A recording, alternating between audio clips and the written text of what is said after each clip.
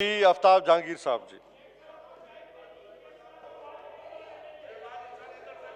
जी आफ्ताब जहांगीर साहब आपने अपना माइक का औज़ बिल्लाहि मिनश्शैतानिर्रजीम बिस्मिल्लाहिर्रहमानिर्रहीम।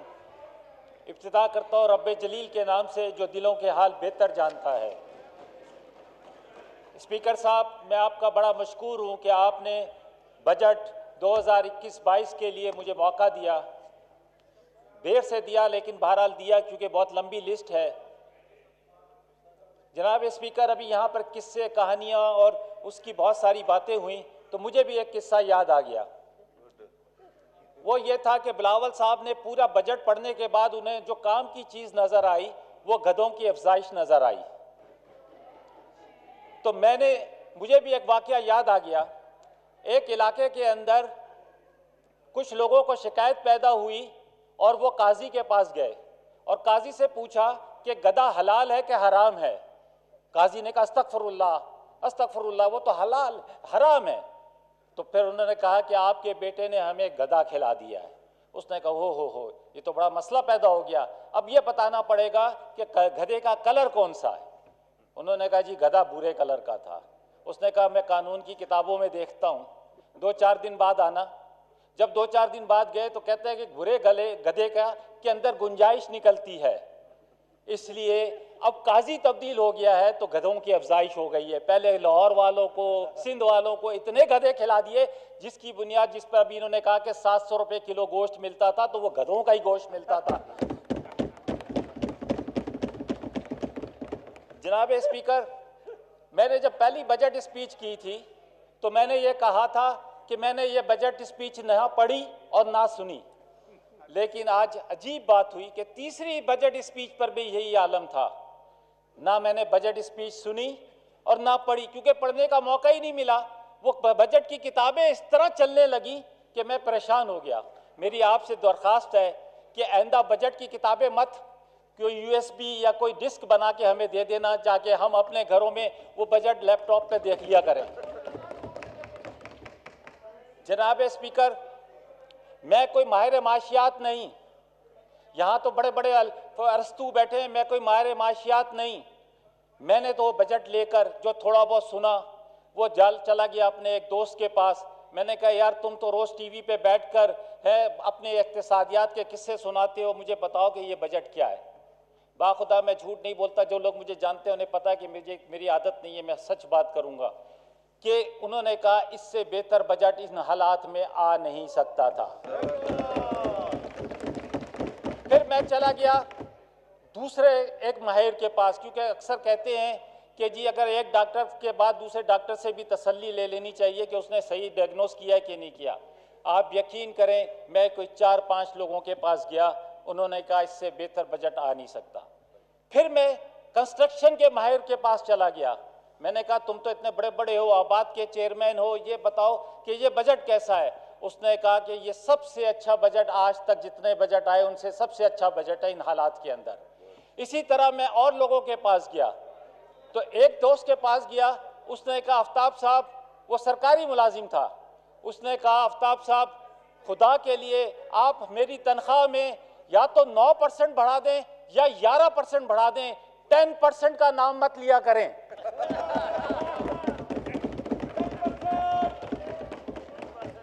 फिर मेरे एक दोस्त ने कहा कि एक माजी का एक शेर सुनाया, मेरे ख्याल में वो कहता पटेल साहब ने कि जी माजी अजाब है यारब छीन ले हाफजा मेरा।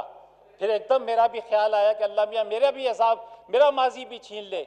मैंने पहली सियासी जर्दा जो खाया था वो भुट्टो साहब की है, जब भुट्टो साहब हैंग हुए थे और मुस्लिम लीग वालों ने देख बनाई, वो मैंने पहला सियासी हलवा खाया था।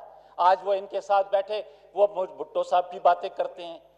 एक शख्स जो इस वक्त लीडर है, उसका दादा कहता था कि भुट्टो साहब को अटक पुल के ऊपर हैंग किया जाए। उसने आज तक पीपल्स पार्टी ज्वाइन नहीं की। नस्ल तो बाप दादा से चलती है, नस्ल नाना से नहीं चलती। नाना से मोहब्बत जरूर होती है, लेकिन नस्ल जो है वो बाप दादा से चलती है। लेकिन उसके बाद क्या हुआ? उसके बाद जब मुर्तजा भुट्टो का शहीद हुए, शाहनवाज हुआ तो आपकी हुकूमत थी, आपका फर्ज बनता था कि उसकी तहकीकात करके मालूम करते कि इनके पीछे किसका हाथ है। लेकिन चूंकि खोजी कहता है कि घर की तरफ रास्ता जाता है, इसलिए उसकी तहकीकात नहीं हुई। जनाब स्पीकर, मैं बजट पे तो जो कहना चाहता हूं वो मेरे आपको भी पता है। मैं तो अपने हलके की नुमाइंदगी करना चाहता हूं, मैं अपने शहर कराची की नुमाइंदगी करना चाहता हूं। शहर कराची जो है उसको मैं बाप समझता हूं, बाप, वो बाप जो खुद तन पे कपड़े पुराने पहनकर अपने बच्चों के लिए नए कपड़े तलाश करता है। वो जब रात को खाना खाने बैठता है तो अपना दिया बुझाता है ताकि उसके बच्चे पेट भर कर खाएं और वो खुद भूखा रहता है। वो अपने बच्चों के लिए साहिबान तलाश करता है। उस बाप का नाम है कराची, जो 70% वफाक को रेवेन्यू देता है, जो 95% सूबे सिंध को देता है। उस बाप का नाम है कराची। और उस कराची के अंदर एक हल्का है जिसको मैं मस्कीन कहता हूं। स्पीकर साहब, मस्कीन तो आप जानते होंगे, जिसका बाप ना हो उसको यतीम कहते हैं, जिसकी मां ना हो उसको मस्कीन कहते हैं। मेरा हल्का मस्कीन है जिसका नाम है NA 252, जिसके अंदर मैं तो अभी 3 साल हुए इस हल्के के अंदर आया हूं। पिछले 3 दहाइयों से 30 सालों से हुकूमत किसकी थी? पूरे कराची के अंदर वो शहर, वो इलाका, वो हल्का जिसके अंदर मंगो पीर का मज़ार है, सखी सुल्तान मंगो पीर, जिसका हस्बे नसब जो हजरत अली हजरत हुसैन से जाकर मिलता है, जहां पर शाहबाज कलंदर ने आकर चिल्ला खींचा, या बाबा फरीद शकरगंज ने आकर चिल्ला खींचा, उस मंगो पीर। जहां पर मैंने एक साहब से पूछा, उसने कहा मेरी उम्र 90 साल है और मेरा बाप भी यहीं पैदा हुआ था, मैं भी इस मंगो पीर में पैदा हुआ था। लेकिन उसकी जब हालत देखें, मेरी अभी एक बहन ने कहा कि उसके इलाके के अंदर रोडें ऐसी है कि ऐसे ऐसे जाती हैं। तो मैंने भी एक दफ़ा एक मजाकन में एक बात कही थी, लेकिन जो दिल की बात थी वो कही थी। आज भी अगर आप चले जाए मेरे हल्के के रोडों का हाल आपको पता होगा। वह मैंने तो हुकूमत नहीं की 3 साल में, लेकिन आज ये आलम है कि वहाँ के लोग, बाखुदा मैं कसम खा के कहता हूँ कि वहाँ के लोग झोली उठाकर इमरान खान को दुआएं देते हैं कि उन्होंने कहा कि हमने 30 साल में इतना काम नहीं देखा। ये तो सिर्फ 15 करोड़ में 2 दफा मिले 30 करोड़ में। अगर आप ये 30 साल काम करते तो इस शहर का नक्शा ही तब्दील होता, जिसकी वजह से आप लोग अपनप रहे हो। लेकिन क्योंकि आपने तो फलूदे वाले को देना था बजट, आपने तो गोलगप्पे वाले को देना था बजट, आपने तो अनवर मजीद को देना था बजट, आपने तो एयान अली को देना था बजट। आप कैसे लगाते बजट हल्कों के अंदर? इसलिए अगर आपको बजट अभी सुना है मैंने भी, स्पीकर साहब, अभी सुना है कि जी 50-50 करोड़ रुपए दिया गया है। मुझे कहा गया कि जी आपकी जो मेरी एक बहन है जो मेरी सपोर्टर भी है, मेरी वोटर भी है, उसने मुझे कहा कि हमें 2 अरब रुपए मिले। मैं तो बहुत खुश हुआ। मैंने कहा आप मेरी बहन, तूने बहुत अच्छा काम किया, तो इस मेरे हल्के को बना दे। तो मैंने कुछ लोगों से पूछा कि भाई ये तो 2 अरब रुपए आ रहे हैं। कह रहे पहले आफ्ताब जो नहीं था यहाँ पर, अब तो 2 अरब क्या 2 करोड़ 200 अरब भी आएंगे, क्योंकि अब मुकाबला है, पहले कोई मुकाबला नहीं था। क्योंकि हमने काम किया, हमने बुनियाद डाली। मैं उनको वेलकम कहता हूँ कि आए कराची को अंदर अपनी तरक्याती काम करें। मैं हर एक को वेलकम करता हूँ, लेकिन उसके बाद फैसला अवाम पर छोड़ दें। अवाम फैसला करेगी कि कौन किसको वो वोट देना है, अवाम फैसला करेगी कि उसने नजरिए पे वोट देना है। लेकिन मैं ये समझता हूँ स्पीकर साहब कि मेरे हल्के के अंदर जो हालात हैं, क्या वो 18वीं तरमीम की नजर नहीं हो गए?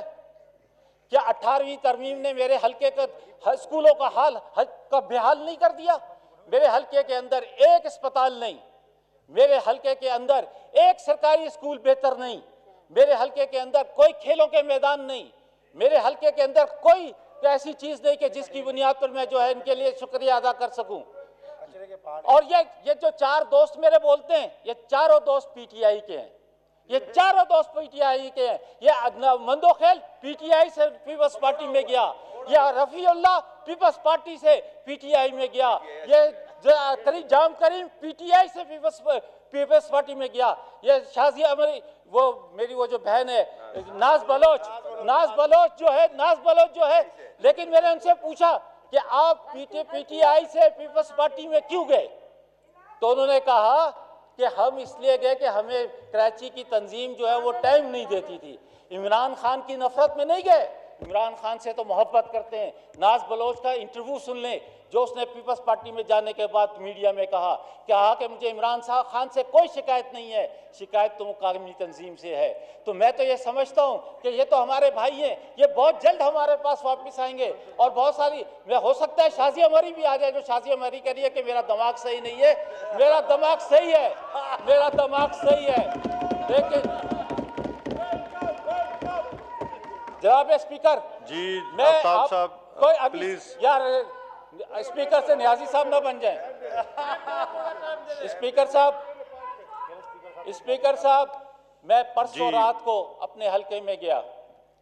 मैंने अपने हलके के लोगों से पूछा कि जी महंगाई बहुत है। उन्होंने कहा जी बहुत है। तो मैंने कहा क्या करना चाहिए? उसने कहा जी आप महंगाई की फिक्र ना करें। मैंने कहा फिर किसकी फिक्र करें? लोग तो कहते हैं भाई चीनी आटा डाल।